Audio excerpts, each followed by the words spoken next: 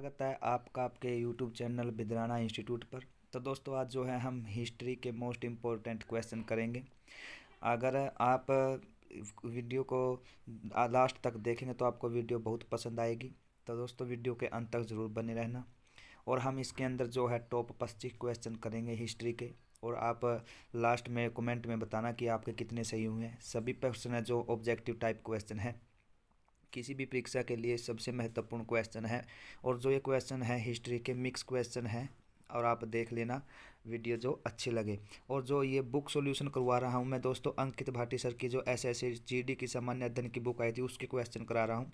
और इसकी पीडीएफ भी आपको मैं कमेंट डिस्क्रिप्शन में दे दूंगा। तो चलिए वीडियो स्टार्ट करते हैं। पहला क्वेश्चन है सम्राट ने डैश मोहम्मद हुसैन अल कातिब कश्मीरी को उनकी सुंदर लिखावट के लिए जरीन कलम या स्वर्ण कलम की उपाधि से सम्मानित किया था। तो ये किया था अकबर ने। किसने किया था? अकबर ने।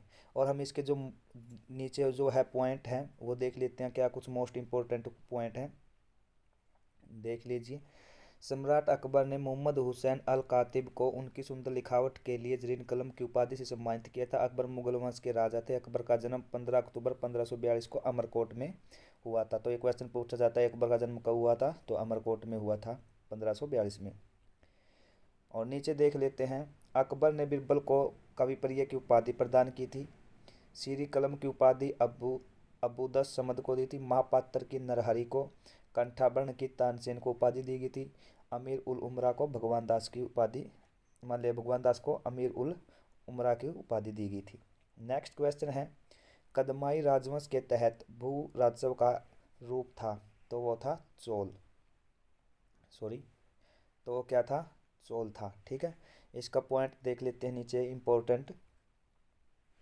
विजाल्य 1850 से 1871 सम्राट को चोल साम्राज्य का संस्थापक माना जाता है। इस राजवंश ने तमिल तथा संस्कृत को राजकीय भाषा के रूप में अंगीकृत किया। इस महान साम्राज्य का अंतिम शासक राजेंद्र तृतीय था। कदमाई चोल वंश के तहत भू राजस्व का एक रूप था। नीचे इसका पॉइंट है, चोल वंश की आर्थिक व्यवस्था ब्राह्मणों को उपहार दी जाने वाली भूमि ब्रह्मादे किसी विद्यालय के रखरखाव की भूमि सालाभोग कहलाती थी। गैर ब्राह्मण या किसान की स्वामी की भूमि वल्लन वगाई कहलाती थी। नेक्स्ट क्वेश्चन है, रजिया सुल्तान पहली मुस्लिम शासिका भारत की किस तुर्की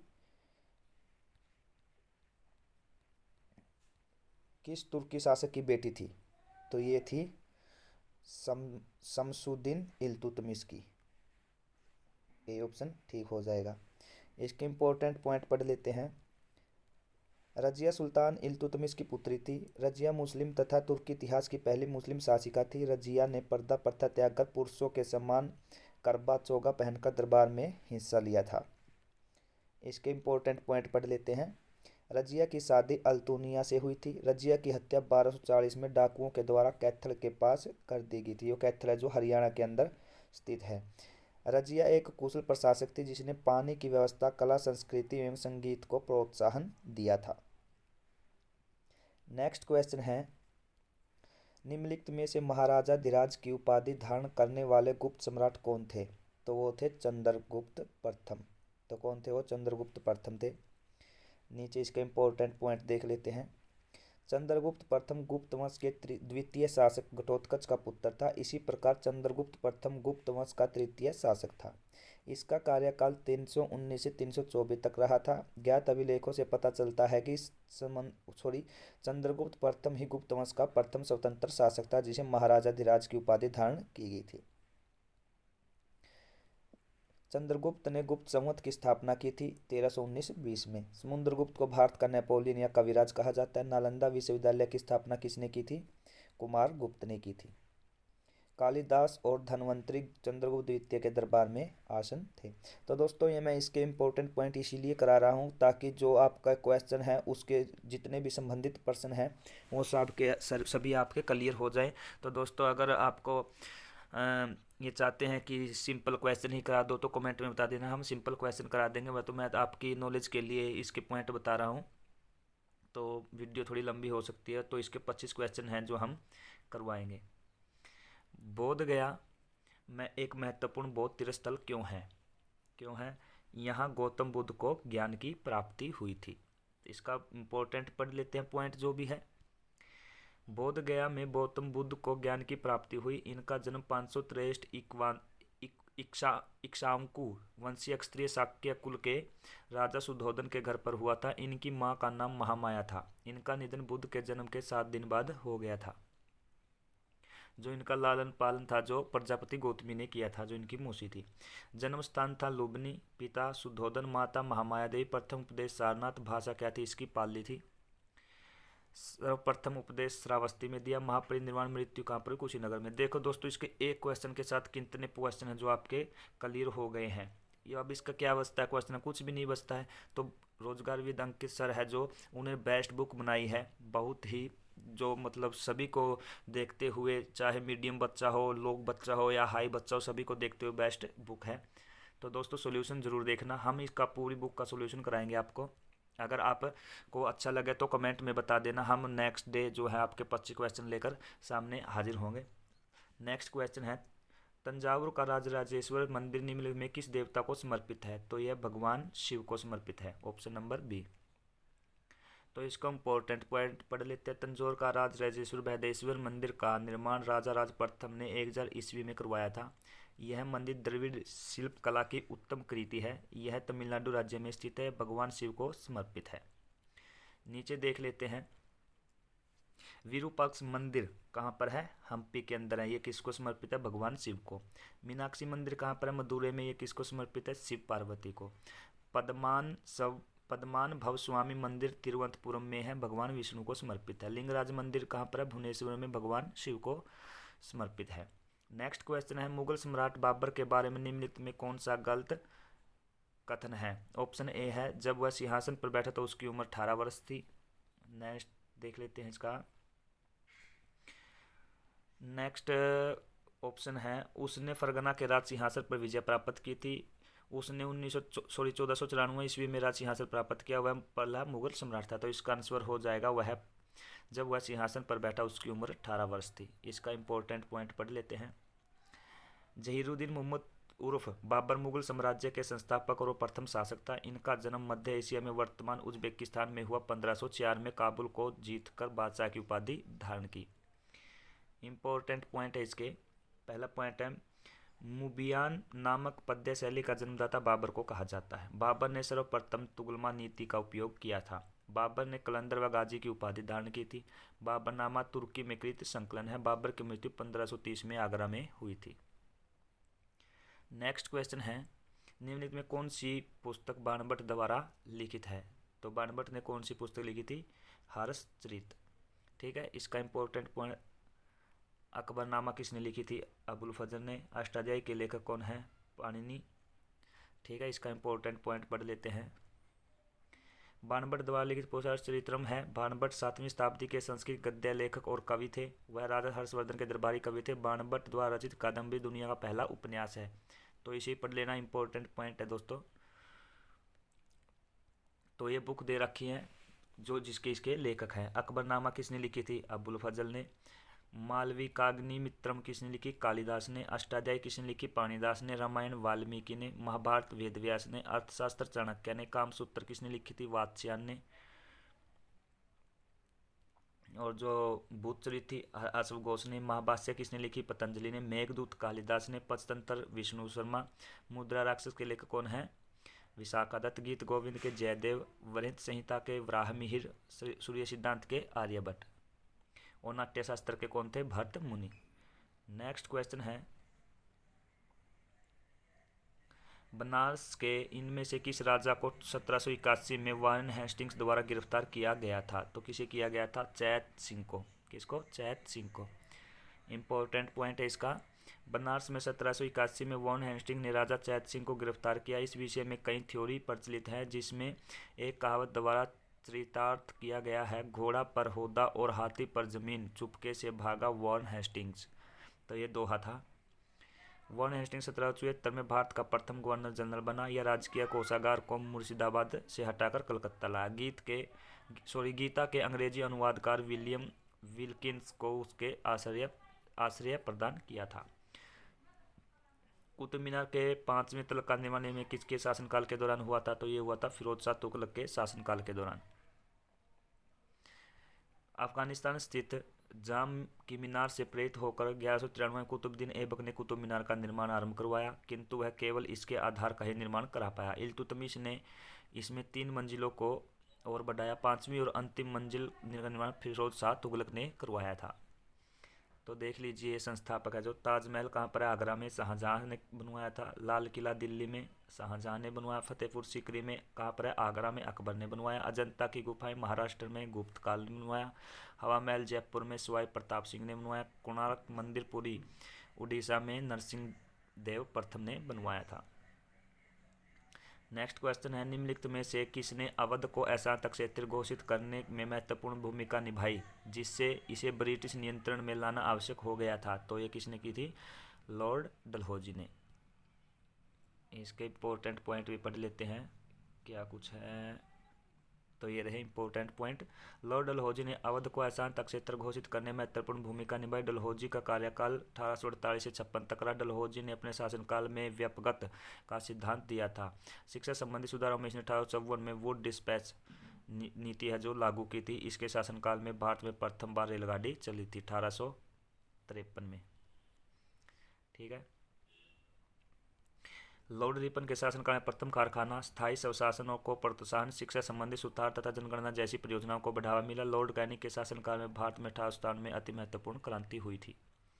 नेक्स्ट क्वेश्चन है, 1865 में निम्नलिखित में से किसे बॉम्बे का पहला नगर आयुक्त नियुक्त किया गया था? आर्थर क्रॉफर्ड को नियुक्त किया गया था। आर्थर क्रॉफर्ड को बॉम्बे का पहला नगर आयुक्त नियुक्त किया। भारत में सर्वप्रथम 1687 में मद्रास में नगर निगम का गठन किया गया। 1726 में कोलकाता और बॉम्बे को नगर निगम का गठन किया गया। तो दोस्तों ये इम्पोर्टेंट पॉइंट है। जो पहला जो नगर निगम था वो कहाँ पर हुआ था? उसका मद्रास में हुआ था। 1687 में प्रथम नगर निगम बना था। उसके बाद 2 नगर निगम और बने थे, 1726 में कोलकाता और बॉम्बे। नेक्स्ट क्वेश्चन है, 1857 तक डैश भारत में मुगल सम्राटों का लगभग 200 वर्षों तक शासन निवास स्थान रह चुका था। तो रह चुका लाल किला। लाल किले के बारे में भी देख लेते हैं हम। लाल किला 1857 मुगल सम्राटों के रहने का स्थान बन चुका। 1857 की क्रांति में अंग्रेजों का आधिपत्य लाल किले पर स्थापित हुआ। लाल किले का निर्माण 1638 तक लगभग 20 सालों में हुआ था। इंपॉर्टेंट पॉइंट है, प्रथम मुगल सम्राट था जो अकबर था। अंतिम मुगल सम्राट बहादुर शाह जफर द्वितीय था। चित्रकला का स्वर्ण काल जहांगीर के काल को कहा। निरक्षर मुगल शासक किसे कहा जाता है? अकबर को कहा जाता है। राजा टोडरमल निम्नलिखित में से किस मुगल सम्राट के शासनकाल के दौरान राजस्व मंत्री था? तो किसके शासनकाल के दौरान था? अकबर के दौरान। इसके इंपॉर्टेंट पॉइंट पढ़ लेते हैं। राजा टोडरमल अकबर के दरबार में राजस्व मंत्री थे। अकबर के दरबार में नवरत्नों में से टोडरमल ने बांस के डंडों से भूमि पैमाइश की शुरुआत की थी।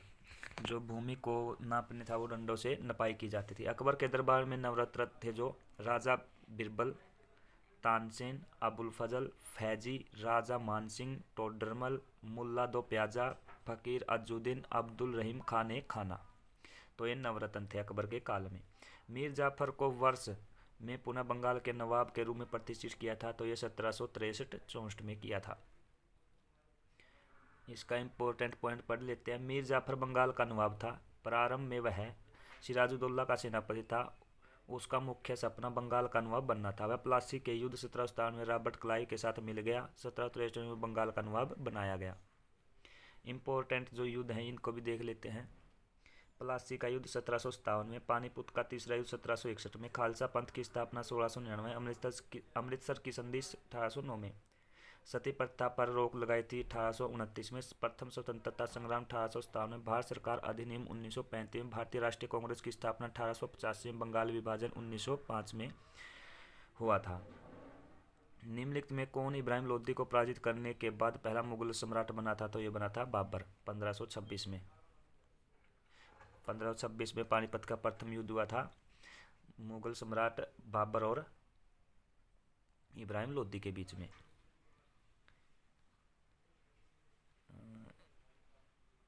नेक्स्ट क्वेश्चन है, शरीयतुल्लाह खान अंग्रेजों के खिलाफ का हिस्सा थे? तो ये थे फराजी आंदोलन का हिस्सा थे। इंपॉर्टेंट पॉइंट है जो इसका, फ़राज़ी आंदोलन का मुख्य उद्देश्य इस्लाम धर्म में सुधार करना। इसकी शुरुआत हाजी शरीयतुल्लाह द्वारा की गई। इसका मुख्य उद्देश्य इस्लाम धर्म के लोगों को सामाजिक भेदभाव और शोषण से बचाना था। सन्यासी विद्रोह हुआ दरजिया नारायण के द्वारा। वहाबी आंदोलन के जो महत्वपूर्ण सदस्य थे वो थे सैयद अहमद फ़कीर, विद्रोह के मजनून शाह एवं चिराग अली। नेक्स्ट क्वेश्चन है, बॉम्बे में पहली सूती कपड़ा मिल की स्थापना वर्ष में की गई थी? 1854 में की गई थी। भारत में सूती वस्त्र की पहली मिल की स्थापना 1818 में कलकत्ता के समीप फोर्ट ग्लास्टर में की गई थी, किंतु यह असफल रही। सबसे पहला सफल आधुनिक कारखाना 1854 ईस्वी में मुंबई में कावसजी डाबर द्वारा खोला गया। इसके बाद भारत में सूती वस्त्र उद्योग का मार्ग प्रशस्त हो गया। नेक्स्ट क्वेश्चन है, निम्नलिखित में कौन सा समाचार पत्र राजा राम मोहन राय द्वारा शुरू किया गया था? तो ये किया गया था संवाद कौमुदी। संवाद कौमुदी किसके द्वारा किया गया था? राजा राम मोहन राय के द्वारा। 19वीं शताब्दी के पूर्वार्ध में राजा राम मोहन राय द्वारा कलकत्ता में प्रकाशित एक बंगाली साप्ताहिक समाचार पत्र, इसमें 1821 में प्रकाशित किया गया। यह पहला समाचार पत्र था। इसके लेखक राजा राम मोहन राय थे, संवाद कौमुदी के।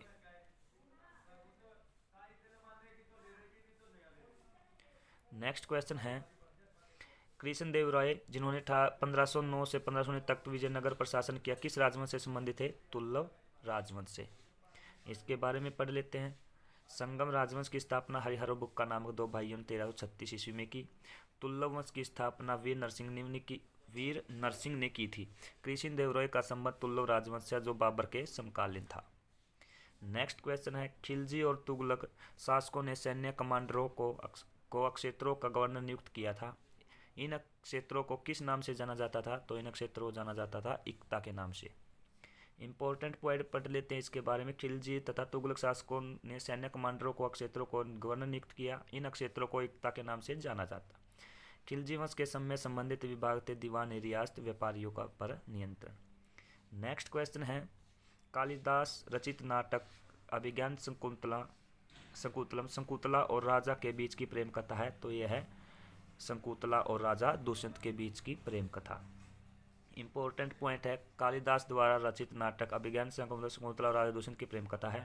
कालिदास की रचनाएं मालविका अग्निमित्रम में मालविका की प्रेम कहानी है। कुमार संभव शिव पार्वती प्रेम कथा व कार्तिकेय का जन्म के बारे में बताया गया है। मेघदूत के अंदर जो है यक्ष द्वारा मेघ से प्रेयसी को संदेश पहुंचाने की प्रार्थना की गई है।